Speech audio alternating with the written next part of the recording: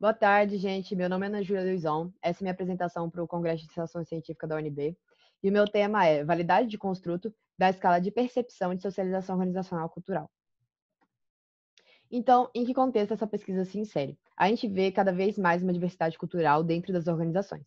Isso se dá devido a uma maior integração do mercado internacional. Então, vem a necessidade de como fazer essa gestão geográfica de equipes multiculturais. Uma coisa muito importante que acontece com as pessoas que compõem equipes multiculturais é o fenômeno de socialização, que ocorre neles de forma dupla. Tanto a socialização cultural, por estarem inseridos numa cultura anfitriã nova, uma cultura nacional, e a organizacional, por causa do ambiente de trabalho novo.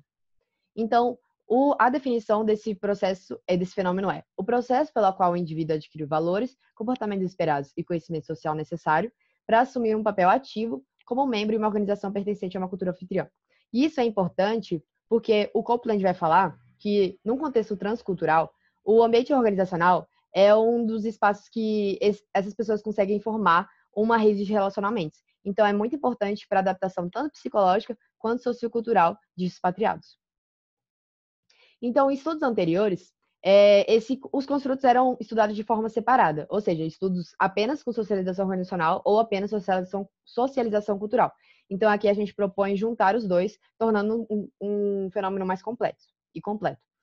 E os instrumentos anteriores também apresentavam problemas de validação, como o de Shaw, que é um instrumento de socialização organizacional, que foi criticado por não separar os níveis de análise, ou seja, individual, de equipes e organizacional, e a adaptação desse mesmo instrumento para o contexto brasileiro por Borges, que teve validade de construto questionáveis. Então, o processo de validação é o por qual passa um instrumento novo para garantir a qualidade psicométrica dele.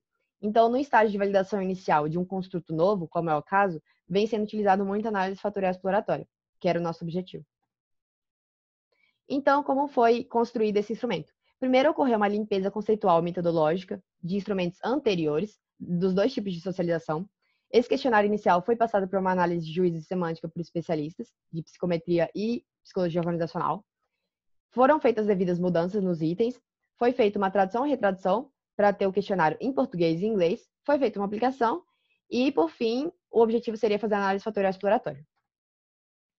O instrumento pré-aplicação ficou dessa forma: um questionário tipo Likert com 4 fatores, composto por 60 itens, ou 4 pontos, e 60 itens dividido por 11 fatores. Então, estratégia de socialização em contraste às reais, em contraste às prescritas, fatores relacionados ao comportamento de proatividade, que é muito relacionado ao processo de socialização, e os 4 últimos vêm da escala do Shaw mencionado anteriormente. Então, o procedimento foi um questionário online, em que a gente contatou ativamente pessoas de multinacionais, embaixadas e grupos de redes sociais de expatriados. A gente focou em profissionais internacionais trabalhando atualmente no Brasil, conseguimos 160 respondentes, mas depois de uma limpeza, excluindo questionários que não foram feitos de forma completa e respondidos por brasileiros de forma errônea, ficamos com 54 respondentes. Devido a isso, não foi possível fazer uma análise fatorial exploratória, por ter um número pequeno de amostra em tempo hábil de pesquisa. E na descrição da amostra, a gente consegue perceber que a maioria dos respondentes responderam na língua portuguesa, tinham um alto nível de instrução, no nível de escolaridade, e vinham da América do Sul. A gente também rodou um teste não paramétrico entre grupos independentes, o teste Udman-Whitney, entre a escolha de língua para português ou inglês para responder o questionário e o fator hipotetizado linguagem. No item, escreva relatórios de projetos nos quais eu trabalho na língua anfitriã do país, pessoas que responderam de forma mais alta nesse item, responderam também em português. Ou seja, talvez a habilidade necessária para realizar essa tarefa estaria relacionada ao maior nível de compreensão da língua anfitriã. Então, o número de respondentes limitou a possibilidade de análise dos dados e ainda é necessário uma evidência de validade do construto. Obrigada.